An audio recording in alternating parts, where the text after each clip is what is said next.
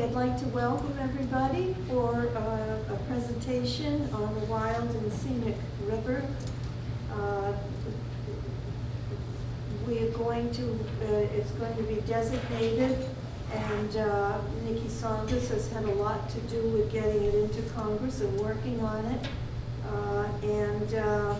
Al Futterman from the National River Watershed Association is here to give us video and answer questions and tell us all about it.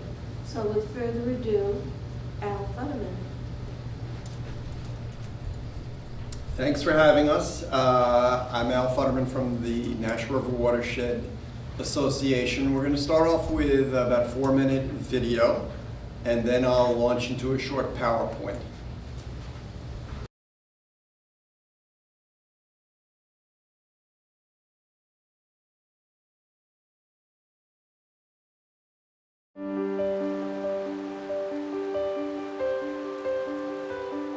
I have been standing in them. I've hiked along their banks. I've canoed and kayaked and gone swimming in these rivers. I am an avid fly fisherman. I fish for trout in the Nissitissit and the Squanicook and largemouth bass in the Nashua. I have spent many, many hours on each of those rivers and find that they're the jewel of this area. The Wild and Scenic Rivers Act was passed by the U.S. Congress 50 years ago to preserve rivers in this country that are unique and special. The Nashua, Squanicook, and Nissitissit rivers are outstanding in many ways, from their rich scenic, recreational, historic, and cultural values to their unique biodiversity. And in 2018, if voters in 11 towns along these rivers vote in the affirmative at their annual town meetings, the Nashua, Squanicook, and Nissitissit rivers will become eligible for this distinguished wild and scenic designation. These rivers have been such a valuable part of these communities, and there were stewards of these properties, these rivers before us. We have a responsibility to be stewards now and going forward. 3 years ago, 11 communities along these rivers appointed individuals to serve on the Nashua River Wild and Scenic River Study Committee. Their task was to identify the many resources and opportunities for improvements.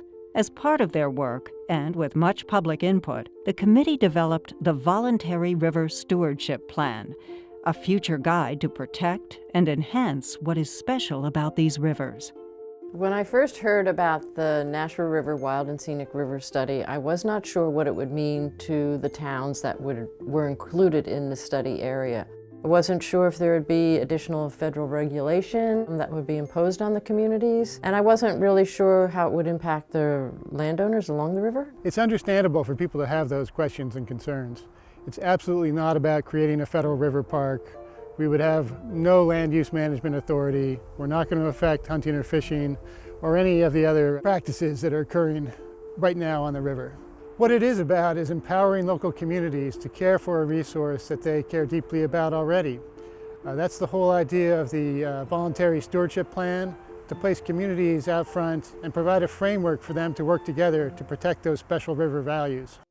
With approval of the plan, we will be able to work on improving water quality. We can also work on educating the public about the value of the river and the resources, and work on opening the rivers for better and safer boating that people really enjoy, perhaps by controlling invasives. The Partnership Wild and Scenic Rivers program is all about local action, local commitment, and local leadership. There are 7 Partnership Wild and Scenic Rivers in New England, and importantly, New Hampshire has a great model in the Lamprey River in the Seacoast area, which has a 20-year success history. And right nearby here, the Concord, Sudbury, and Assabet rivers have a similar 20-year success history. This is a great opportunity for the towns to continue to work on improving their river. There's no cost to the town in participating in this plan, and in fact, there's the opportunity for federal funding to help us do our work. These 3 rivers are so precious and have been here long before we were. They'll be here long after we are. we have a responsibility to be good stewards of the river and be able to pass it on to the next generation. To learn more about this wild and scenic project and the voluntary river stewardship plan prior to voting at your town's 2018 annual town meeting, please visit www.wildandscenicnashuarivers.org.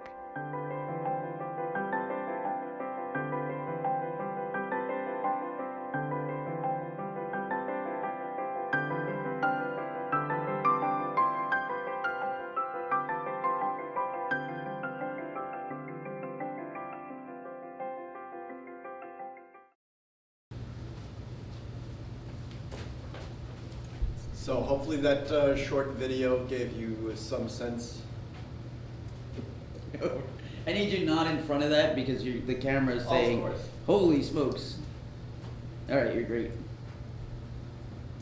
So hopefully that short video gave you a fairly good sense of the overview of the project that we've been working on. Now this PowerPoint will explain in greater depth, and then we'll see if there's any questions.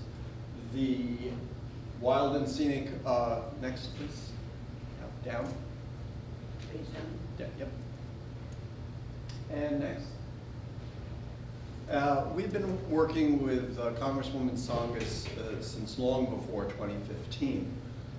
She had experience with the Suasco Wild and Scenic River and wanted to find another suitable river in her district, and the Nashua, Squannacook, and Nissitissit rivers were a perfect fit. It was in 2015 that the legislation was passed allowing the study to get started. Next. You would have seen that there were 11 communities involved in this project, all of which are along those three rivers. So, in order to get to the river designation, you have to have both eligibility and suitability. Eligibility refers to having the natural, historic, or other resources that are of great enough significance, and you need at least one of those, and we feel we have three of those. So we feel we're great on the eligibility. Suitability as well refers to whether the host communities, those 11 towns, are welcoming to the designation. The Wild and Scenic River, its program itself has been around for 50 years, and there's over 200 rivers throughout the country that are designated. Even so, it's less than 1/4% of all the river miles in the country that have that designation. Most of the rivers originally, early on, several decades ago, were on large rivers out west on federal lands, and that obviously doesn't translate in New England, where we have small rivers, small holdings that are privately owned. So it's done differently here, and that's why it's a partnership Wild and Scenic River. And all the New England rivers that are designated, of which there are about 9, are partnership Wild and Scenic Rivers.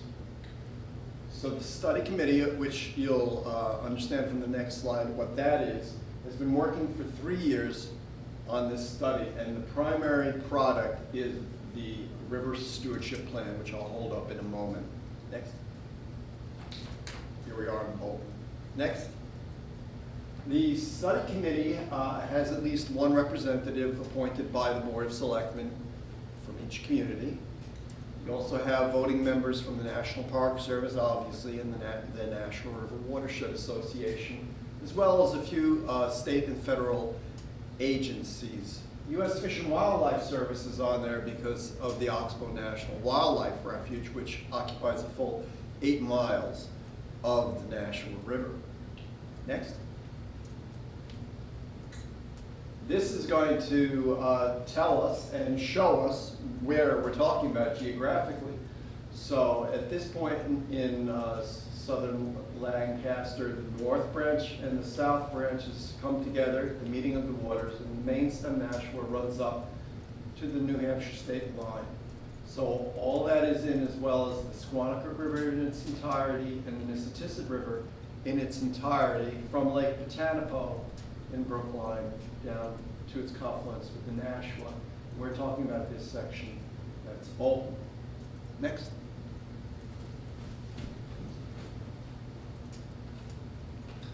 we find it's valuable because it brings the 11 communities, which have the shared resource of one of those rivers, or all of those rivers. The structure is the study committee. The expertise comes from the National Park Service and the study committee members, and the funding has come from the National Park Service as well. And I'll hit on these points several times in the course of this PowerPoint. It is voluntary and locally driven, locally determined. Next. Next. So, as I mentioned earlier, you can only get to the designation if we have those resources and the local commitment paired. Important bullet here, no new federally licensed dams or diversions, which in the case of out west often refers to levees, flood control, irrigation, etc. We don't anticipate anything like that here. So if a project is federally funded, federally licensed, or federally permitted, and would create a negative impact on our resources, we would have the ability to comment on that project and try to mitigate it so that it's less harmful. What we have now is a study committee. It would, after designation, which we hopefully will receive, would morph into a stewardship council, and its job would be to implement what's in the stewardship plan. And finally, also an important bullet, we would anticipate annual federal funds from the National Park Service. Those have historically been about $170,000 per designated river per year, and we would hope to see the same should we get the designation. This refers to the fact that when a town or entity is going through a grant process and there's the ability to check off if you are a wild and scenic river, that would elevate the grant's status and get you more points on that. Next. Next. So an important slide here. What it does not do, there's no federal acquisition, no federal taking, doesn't become a part of the national park satellite system. It doesn't change anything at the local level vis-a-vis land use. No impact on existing dams, no effect on hunting and fishing laws, no change of access, and no cost to the town. Next. Next. So I mentioned that we had more than the one mandated or required outstanding value. In fact, we feel we have three, and in spades. So we have biological diversity, recreational and scenic, and historical and cultural, ORRVs. Next. So if you, this is just a smattering of some of our identified values. We have three areas of environmental concern known as ACECs. So those would be the Central National River Valley one that covers this area. And they all abut one another. There's the Squanasset and the Petapawa. The three together form the biggest cluster of ACECs in the entire state.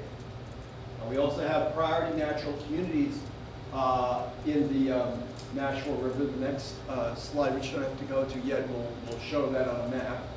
You have cold water fisheries on the Squanicook and Nissitissit rivers, several core habitat biomap areas, and that's what this map shows, and more than 24 special concern species that would be rare, threatened, or endangered as determined by Massachusetts and New Hampshire. And the Blandings turtle is among those 24. Next. The maps are in full page for viewing in the stewardship plan. You'll see the URL for our website at the end of the program, and that's where you could, if you were so interested, you could find that stewardship plan tonight and dig into it a little bit more. So here we have some of the rare species found, and as I mentioned, those priority natural communities. This is a photo from the removal of the Nissitissit River Turner Dam a few years ago, which opened up a bigger area for the rare mussel species that are found there. Next. And what this is just a few of the strategies or action bullet points that you would find if you open up the stewardship plan.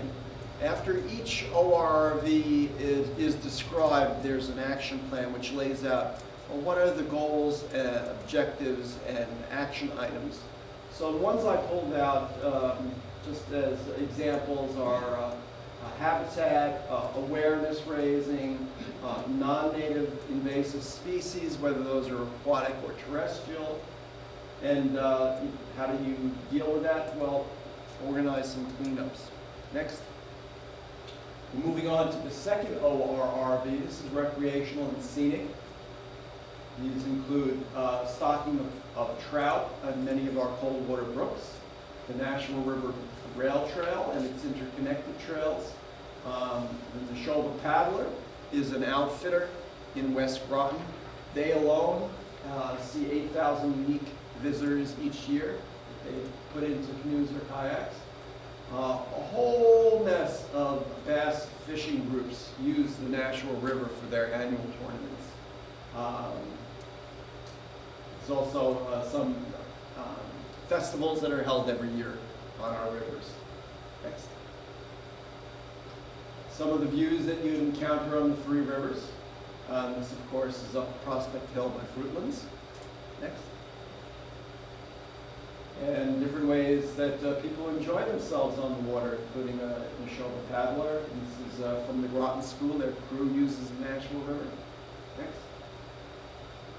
And these squiggles in brown are the trails that have been mapped, formal trails, and they just absolutely inundate the area, but predominantly they abut the rivers. This is a map that shows areas that in Massachusetts, when they undertook an inventory of scenic areas some years ago, this is what they found, and it often parallels the rivers as well. Next. I mentioned that there's trout being stocked by the Division of Fish and Wildlife, and it's in the Still River in Bolton. Next. And some of those action strategies would be to protect the riparian lands and to support native fish. As regard boating opportunities, we have many boat launches, about 24 throughout the watershed. Some are in good shape, some need some assistance, so that's where these bullet points come in. Next. The third ORRV is historical and cultural. So here we'll be telling the Marion Stoddard story in great detail, where the Nashua back in the 60s was considered one of the 10 most polluted rivers in the country.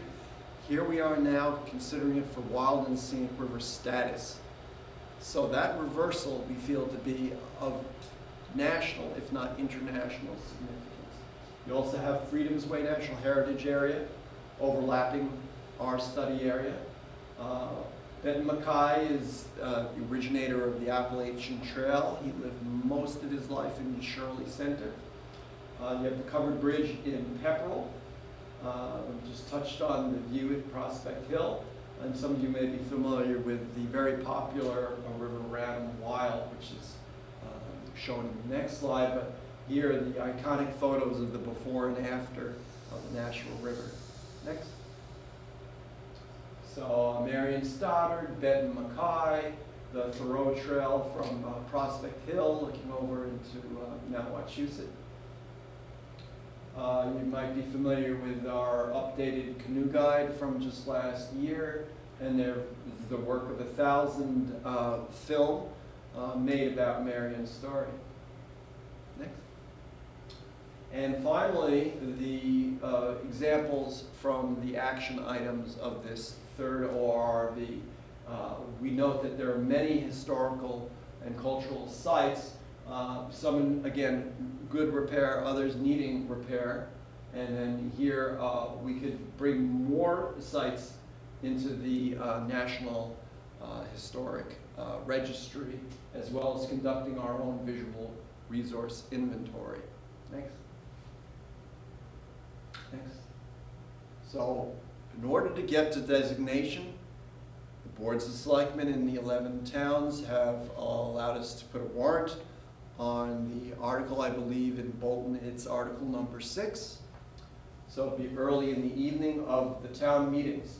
So we have to get through all of them, but Brookline and Hollis, New Hampshire have their annual town meetings in March, and they nearly unanimously passed this designation. So it's a good track record so far.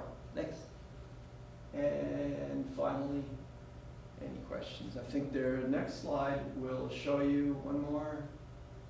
This is where if you got to the home page, the splash page, you would immediately see a link to the stewardship plan.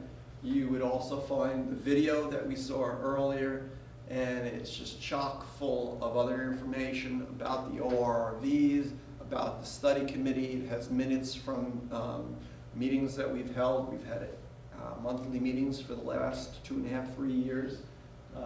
And my contact information and the National Park Service, the contact information. So I think that's about it. Maybe one more pretty picture. And at this point, let's see if you have any questions. Thanks very much.